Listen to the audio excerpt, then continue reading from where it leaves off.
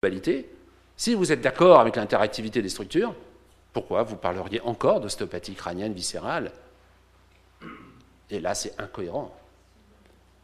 C'est incohérent. Ou vous êtes cohérent, vous êtes dans la globalité, ou vous n'êtes pas. Mais là, il va falloir faire un choix. Alors, je suis content parce que demain, sur les sites d'ostéopathie, il n'y aura plus ça. Bon, puis après, c'est tout ce jeu d'adaptation au milieu extérieur, les informations rentrantes, qui ne rentrent pas seulement par de l'acte physique. Hein. Toute la sensorialité du corps humain peut percevoir des éléments informant qui peuvent avoir une traduction physique, mais ce n'est pas forcément du geste qui vient de dehors en dedans par le contact mécanique. Et puis le jeu des adaptations, bon ça, je passe. Donc ça nous a amené à une autre vision de l'homme, mais du point de vue des fondamentaux. Et ça, c'est important, on a cette vision de l'homme tissulaire, de l'homme vasculaire, dont vous voyez un magnifique exemple hein, sur les travaux de von Hagen. Jusqu'à peu, quand on parlait de la vascularisation, tout le monde nous faisait un cœur avec les gros vaisseaux rouges et bleus, et c'était ça c'est rien. Et cette vasomotion est quelque chose, je vous invite à aller voir, c'est extraordinaire. Alors pour là, le coup, la respiration est là. C'est la deuxième respiration, hein, c'est la respiration au niveau des cellules. Et puis ainsi de suite, l'homme fonctionnel, je vous invite aussi à revisiter ce que c'est qu'un tube digestif dans ces différents éléments histologiques et de voir la part fonctionnelle et la part tissulaire, ainsi de suite. Alors ici, vous verrez que pratiquement on a intégré cette notion d'histoire du patient. Et la question que l'on se pose dans ces mémoires intégrées, donc dans ces systèmes informant à l'intérieur du patient, quelle action ça peut avoir sur les différents fonctionnements d'un patient. Et là, il y a depuis quelques années une nouvelle science qui est arrivée et qui ouvre des espaces, on ne sait rien encore là-dessus, hein. On commence à savoir des choses, c'est l'épigénétique. Donc c'est cette régulation en amont du génome qui serait transmissible comme de la génétique, mais attendez, le truc, c'est réversible. Donc reprenez les études qui ont été faites, quand la rate ne lèche pas son petit raton, il est anxio-déprimé, par carence de production d'un neurotransmetteur. Vous entendez simplement le fait de lécher la peau du bébé. C'est des espaces formidables, c'est réversible. Alors nous, ça nous ouvre des champs, parce que lorsqu'on traite des patients, des fois, on a l'impression de ne pas avoir fait grand-chose, hein. Les patients disent « j'ai pas trop senti ». Et au fil des traitements, on voit des changements de comportement intéressants. Non, ce n'est pas une raison pour aller lécher vos patients. Non, mais j'en ai vu avec un sourire narquois, je me suis dit, là, il y avait la vanne allait arriver. Alors, fondamental pour nous aussi, j'espère pour vous aussi, on ne traite pas les pathologies. Moi, je ne sais pas ce que c'est qu'une pathologie organique, une pathologie fonctionnelle. La terminologie pathologie, c'est un truc qui nous enferme. Une pathologie, ça a été dit comme ça sert bien à la médecine dans la notion de gravité-urgence ou dans la façon de communiquer. Revenons sur la physiopathologie, reposons-nous les questions. Pourquoi vous êtes en excès de réaction immunitaire? Pourquoi vous êtes en déficit immunitaire? Et observez les régulations de ces systèmes. Quel est l'ordre qui vient? Vous collez une inflammation et un petit œdème au niveau de l'émergence rachidienne. Il faut se poser ces questions-là. Alors, restituer, améliorer et maintenir l'état de santé, comme on prend le patient dans sa globalité et on traite le patient, il nous fallait aussi avoir un système pour évaluer l'efficacité de nos traitements. Et on a défini ce qu'on appelle les marqueurs de l'état de santé. En fait, les marqueurs de l'état de santé, c'est très simple. C'est tout ce qui va sortir du patient qu'on peut saisir pour évaluer l'évolution des traitements. Alors, ça peut être des bilans biologiques, des radios, ça peut être aussi tous les symptômes et même les dénominations de pathologie. Principe de l'auto-guérison, donc j'ai entendu ça tout à l'heure, il faut travailler cette question-là pour pouvoir définitivement arrêter d'entendre que l'auto-guérison c'est le placebo.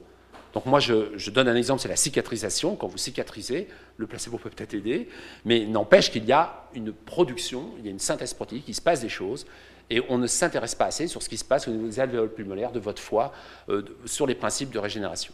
Donc c'est des domaines qui sont peu explorés. J'étais assez d'accord avec l'idée qu'on s'intéresse plus à la maladie qu'à la santé.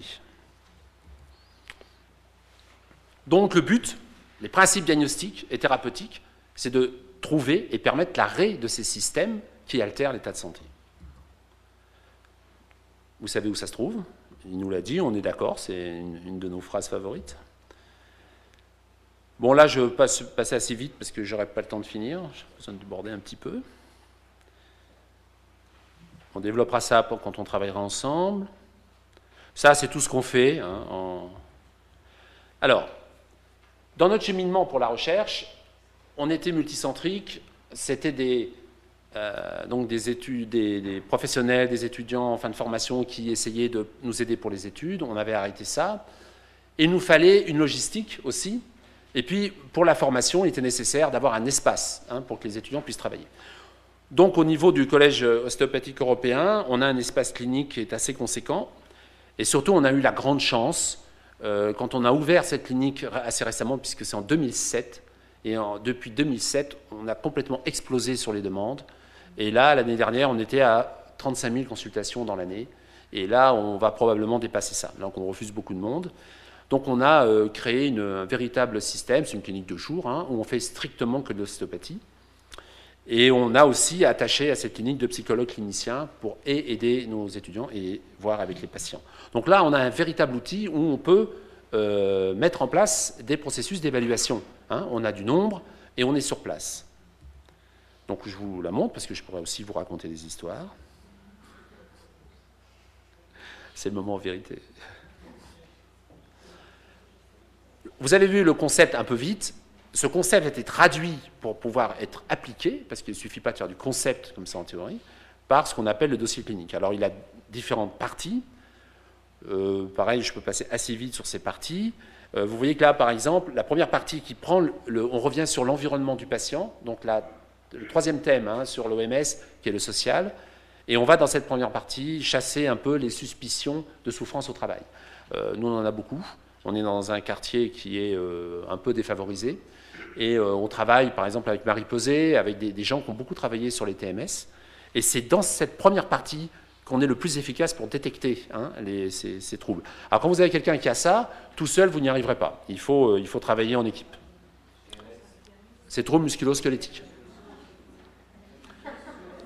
Alors, l'histoire de vie est pour nous très importante. Quand je dis de vie, c'est de vie. C'est tous les éléments d'une vie. Voilà un exemple. Donc c'est une droite, par exemple, qu'on a mis beaucoup de temps à réaliser et qui maintenant est un outil, un véritable outil d'analyse pour voir l'histoire de ce patient et lever les points importants. Alors on a complètement informatisé tous les box et on a un espace informatique où les étudiants pourront aller travailler leur dossier. Et pour bénéficier et faire bien marcher cette informatisation, on est en train de finaliser un logiciel. Parce que pour l'instant, on est encore sur papier, ce qui nous pose des soucis. Et par exemple, dans ce logiciel, chaque élément important qui exprime les altérations de l'état de santé du patient seront sortis et analysés. Une autre étape qui est très importante pour la sécurité du patient, c'est à la fin de toute cette approche, on a une discussion sur la sécurité. Et on prend en charge ou on transfère. Ce moment-là est important et on a beaucoup de cas de patients qui ont été adressés dans des services hospitaliers ou autres et chez lesquels on a détecté des pathologies du coup graves et urgentes. Il y a encore la semaine dernière, une de nos étudiantes, sur de simples suspicions liées à la façon de tester en ostéopathie, en rien simplement avec la sémio médicale. Elle a pour elle, d'un point de vue ostéopathique, la qualité de fonctionnement du pelvis n'était pas bonne. Elle a envoyé en consultation et on a détecté un cancer d'utérus. La patiente a été opérée sur un cancer qui débutait. Bon, elle a eu le droit à une boîte de chocolat, elle a le droit d'être rémunérée. Alors voilà, par exemple, sur des dossiers cliniques, on a fait un regard rétrospectif, toute la liste de ce qu'on a utilisé comme marqueur d'état de santé. Il y en a beaucoup, et de tous les domaines. On s'occupe du patient et on se sert de marqueurs d'état de santé, tout ce qui concerne le patient, pas seulement tout ce qui est musculo-squelettique ou les problèmes orthopédiques ou rhumatologiques. Une fois qu'on a sorti ces marqueurs d'état de santé, il faut suivre l'évolution. Pour suivre l'évolution, on se sert de critères de jugement, comme dans les études. Mais là, on les a systématisés à la clinique. C'est-à-dire que chaque patient de la clinique qui vient est suivi à la lumière de critères de jugement. Voilà ceux qu'on a utilisés, par exemple, les plus fréquemment entre 2007 et 2009. Donc, tous ceux qui ont fait des études cliniques, vous les reconnaissez.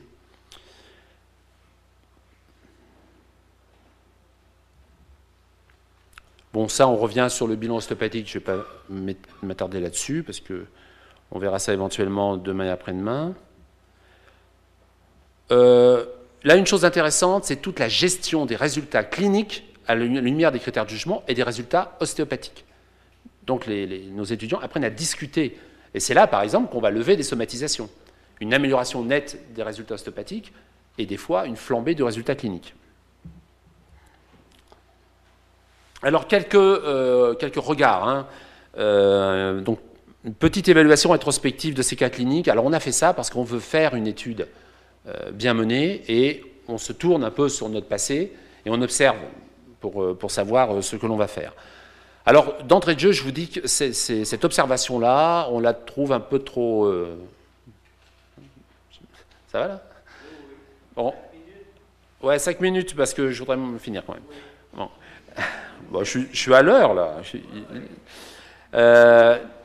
Donc, on a pris des dossiers cliniques qui avaient servi à la présentation des mémoires de cas cliniques des étudiants.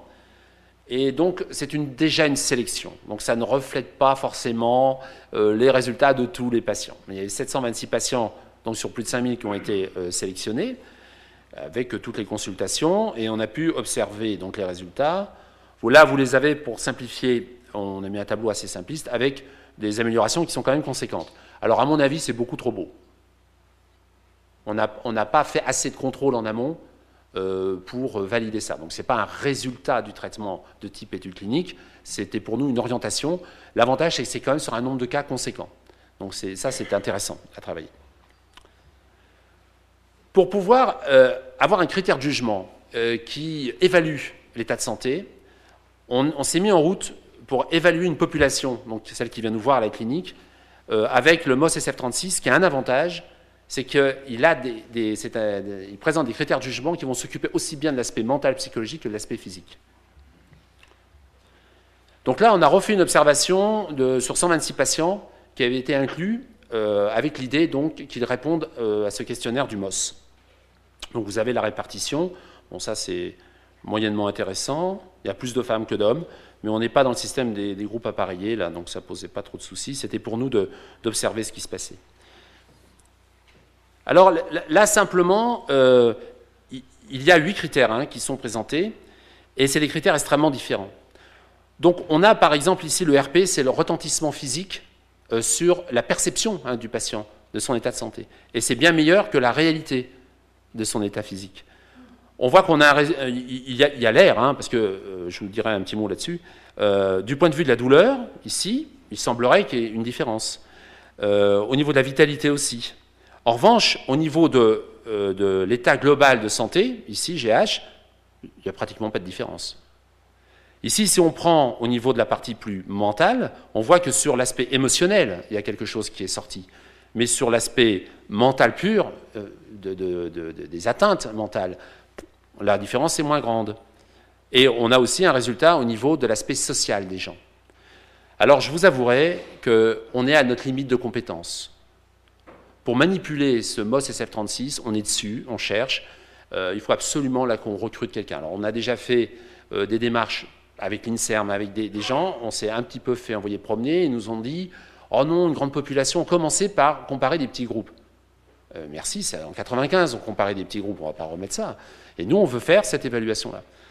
Donc, pour finir, ça, c'est une globalisation du résultat physique, vous voyez, qui n'est pas très... comme ça, qui paraît, mais je ne sais pas. C'est-à-dire qu'on n'a pas les moyens statistiques pour pouvoir dire si on a du résultat de façon très réelle ou pas. Il faut qu'on nous aide à ce niveau-là. On observe une tendance qui est quand même assez intéressante. Et une tendance qui est très intéressante, c'est que le côté mental psychologique s'améliore en premier, avant qu'on ait un retentissement